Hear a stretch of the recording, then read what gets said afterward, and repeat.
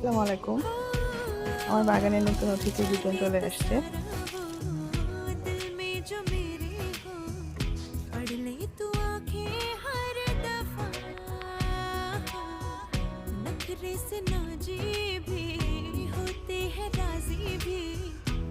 আমি পট নিয়ে নিয়েছি, ফুটো করে দিবেন। দুটো পটে এরকম ফুটো করে নিয়েছি। ফুটোটাতে এরকম জালি দিয়ে দিব ভাঁজ করে। তারপর এটাতে কিছু কংক্রিট দিয়ে দিব যাতে পানি না আটকায়। তো পানি যাতে না আটকায় সেই জন্য আমি কিছু কংক্রিট দিয়ে দিব।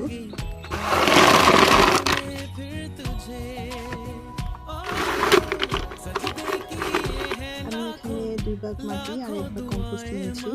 এটা মিক্সড করব। আমি এখানে কোনো সার ব্যবহার করব না প্রথম অবস্থায়।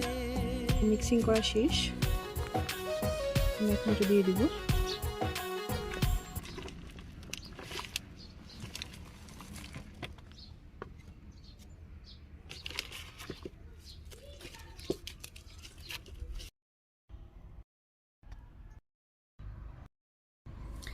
এভাবে আমি ছিঁড়েটা খুলে নিয়েছি। তো আস্তে আস্তে এটা বসিয়ে দিব।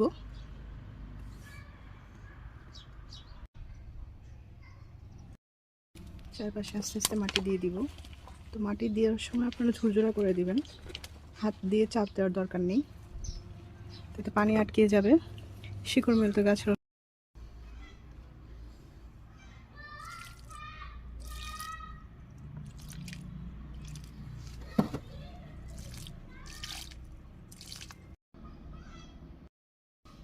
যেহেতু কম্পোস্ট সার দেওয়া হয়েছে, তো সেই ক্ষেত্রে আপনারা 2-3 দিন পরে পরে পানি দিলেই হবে। এখন যতক্ষণ না পর্যন্ত মাটিটা সাদা হবে ততক্ষণ পর্যন্ত পানি দেওয়ার দরকার নেই।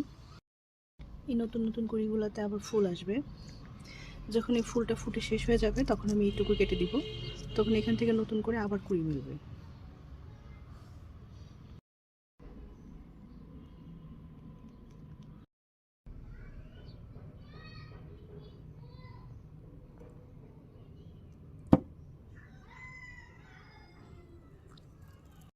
এই যে দেখেন, আমি পানি দেওয়ার পর পুরো পানিটাই ঝরে গেছে।